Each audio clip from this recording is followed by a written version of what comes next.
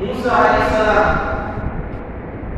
তুর পর্বতে যাওয়ার পরে বনি ইসরাঈলের মধ্যে একজন ব্যক্তি ছিল সামি নাম। এই সামি তার গ্রামের নাম ছিল সামেরা।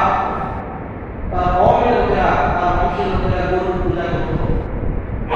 সেই কওমের ভেতরে সামির জন্ম হয়। অনেক কিতাবের মধ্যে এসেছে ভারতবর্ষে এই অঞ্চলগুলোতে তার জন্ম হয়। বনি ইসরাঈলের একজন ব্যক্তির নাম সামি।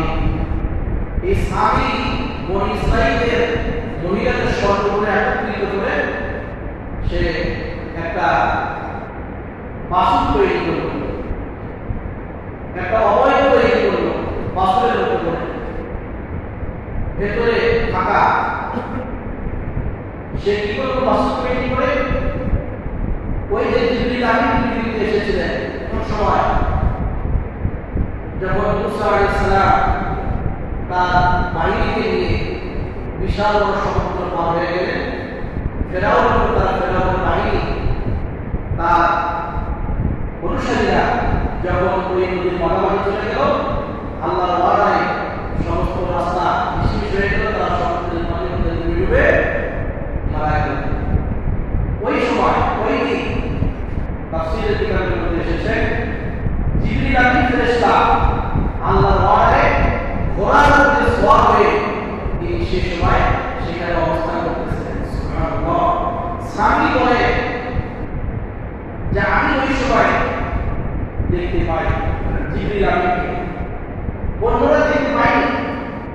আমি জিবরিল আমিনকে গিয়ে বলেছি, দেখে সামি কত বেশি দেখতে পাই।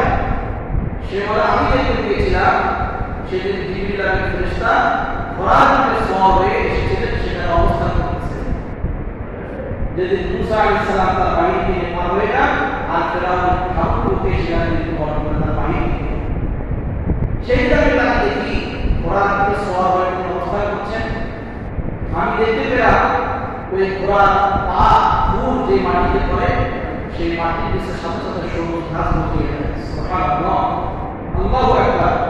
আমার মনের মধ্যে একটা শয়তান একটা বুদ্ধি দিয়ে দিল, মনের মধ্যে চলে আসলো যে তুমি ওখান থেকে কিছু মাটি সংগ্রহ করো, যেখানে জিবরিল আমিনের ঘোড়ার ফুল পড়ে পা পড়ে যায়, ওর নিচ থেকে কিছু মাটি মাটি সংগ্রহ করো। আমি মাটি সংগ্রহ করে রেখেছিলাম। এই মাটি আমি কি করলাম,